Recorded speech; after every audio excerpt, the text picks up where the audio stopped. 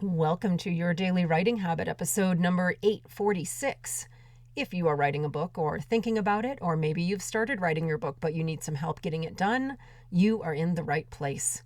Good morning. Happy Monday, everyone. I'm your host, Christine Whitmarsh. If you're looking for me online, look for Christine Inc., like that stuff we write with. Each day I'm sharing with you the writing habits I've learned over my 20 years as a ghostwriter, book coach, and author. I have found that three things in particular have a huge impact on your success as an author, and they can even turn someone who barely sees themselves as a writer into a published book author. Those three things, my three pillars here on the show, are writing fundamentals, productivity, and mindset habits. Here's today's quote. "The purpose of a storyteller is not to tell you how to think, but to give you questions to think upon." Brandon Sanderson. And once again, good morning, everyone. Happy Monday. And, I think by now we all know the importance of incorporating stories into your writing, no matter what type of book you're writing. But today's lesson is really primarily for nonfiction authors. I know I've talked about it at length here on the show, and you've likely heard it from a variety of other writing resources as well. Today, let's drill down to what that actually means and different ways of telling stories in your work. When I advise my nonfiction authors to include stories in their writing, this isn't limited to their own real-life stories. It can also mean stories about other people they've heard or read about. These are the self-explanatory definitions of stories, real stuff that either happened to you or to someone else.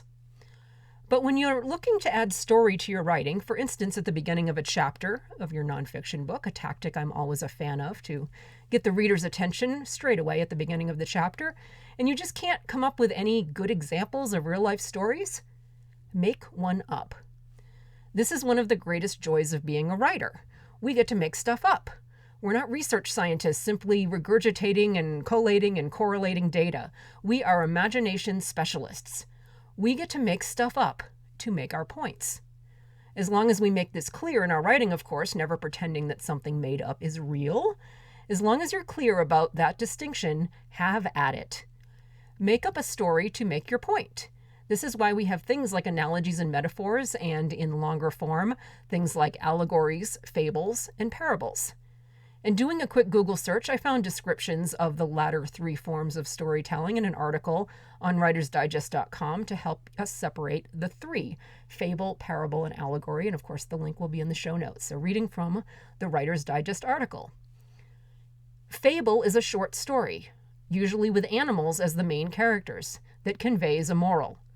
A popular example is the story of the tortoise and the hare, in which the slow but steady tortoise beats the much faster but distracted hare.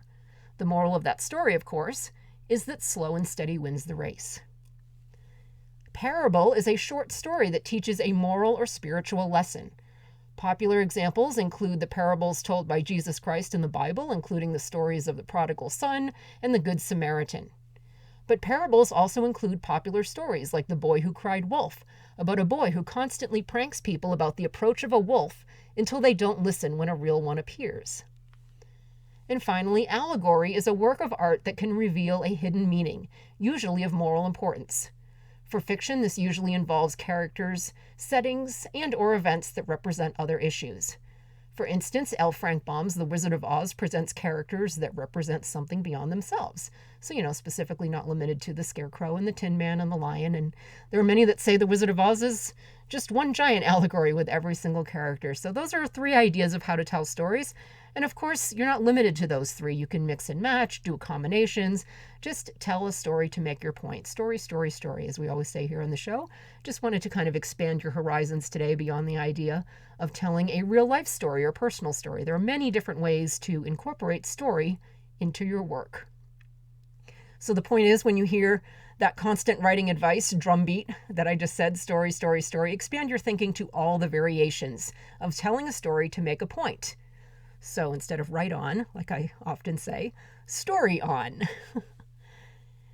Thank you for joining me here on Your Daily Writing Habit. I almost said Your Daily Story Habit, where I am helping you write and finish writing an awesome book.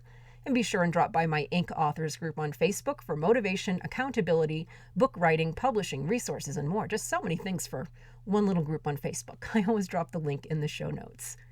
Until tomorrow, happy writing.